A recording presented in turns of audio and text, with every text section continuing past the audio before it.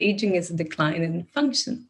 And what we do now, we wait until it gets severe, so it turns into a particular disease. And then we treat the symptom of it, or we treat the problem, while the cause is actually coming from this initial decline. And nobody thinks about it as health prevention, but that's what it really is. And if we're working on that before things start to break down, we're really managing our health to be healthier for longer. If you're going to any type of healthcare route or NHS, there's no space for prevention. They're just putting out fires. And it's this whole contradiction that's going to take a very long time for them to change. And also, healthcare is seen as something that somebody is taking care of us, but really your doctor is not going to eat the food for you or cook it for you or take you out for a run or all of these things. It's you. So I think that's where the mismatch is as well. I had a very successful startup, which was actually in the property space. And I walked into this flat with this cleaner because we had something happening last minute and there was some leftover pizza. And I was really hungry because I usually skip breakfast, and it was kind of fresh leftover pizza. And I was so hungry, I went for a slice, and I told the cleaner, "Hey, do you want a slice?" And he looked at me and he said, "I would never put that in my body." And I just looked at him and I was like, okay, well, I still had the pizza. But what it made me realize is that he had something that I didn't. I didn't have this high self-worth that he had. He valued his gut more than I valued mine. Glycans are a very neglected space in our biology, but they're hugely important. You have an ABO blood group because of glycans or blood cells. So they're very important in making us individually unique. And that was the first also successful personalized medicine was blood transfusion. And with GlycanAge, we look at these sugars, but sugars on your immune cells as a structural component. And they have a power to change their feature from more pro-inflammatory to more anti-inflammatory.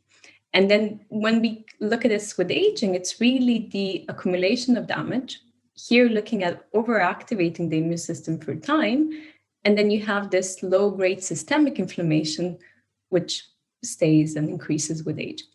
But it's moldable. So it's something we have an influence over and we can change. And we already know how you can change it. So not just that we can tell you that you have a problem, so a high biological age or infla-aging, but also what you can do to change it and reverse the trend into going backwards. Having these women who had a higher GlycanAge, and we would say, oh, maybe it's related to your menopause. And they would say, no, I still have a cycle. I'm not in menopause. We learned about perimenopause.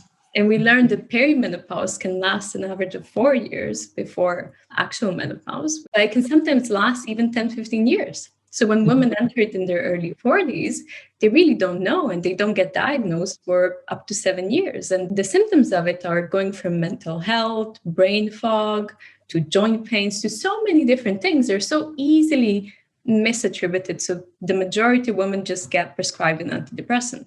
Glycans change years and years before the onset of a condition. So this was first seen 30 years in arthritis, where we saw glycans change 10 years before onset. But then we also looked at diabetes and cardiovascular disease, and we see them change 5-10 years before. So when we translate these into new biomarkers, which are already some very close to market, like the diabetes one, we can tell somebody effectively, you're 10 years away from this happening, or you're 5 years away from this happening. And if you change your diet or your behavior in this way, you can delay it, or it may never happen. So we can do actual prevention instead of what we're doing now, where we're in healthcare looking for the disease markers, which is already when it's too late, when you're symptomatic, when you're looking for the individual organ that's not working, instead of going more at the start of it.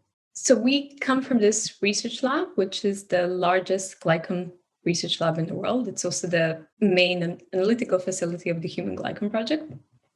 And that's a team of 50 academics and 1 admin person. So that's where we came from. So we're a spin-out from there. So they're a research lab. They don't want to be commercial. This is the first translation of it. To be a complete product, you kind of need a service. So it's not just a test. If you just want the number, you can have that too. And you can have all your raw data. You own the data as our customer. But if you want us to help interpret it and help guide you on what to do with it, then we have a extra help profile where you give us, it's about 50 questions on your lifestyle. And then we have a little system that makes conclusions already to say, maybe this person's overtraining, maybe this person has a hormone imbalance, or maybe it's mental health or something else. And then we also pair it with a human being in the form of telemedicine who's a specialist. The algorithm helps us decide which one. So that could be somebody more in mental health or diet or a sports scientist, and they would help you understand this better and tailor an action plan on what you can do next.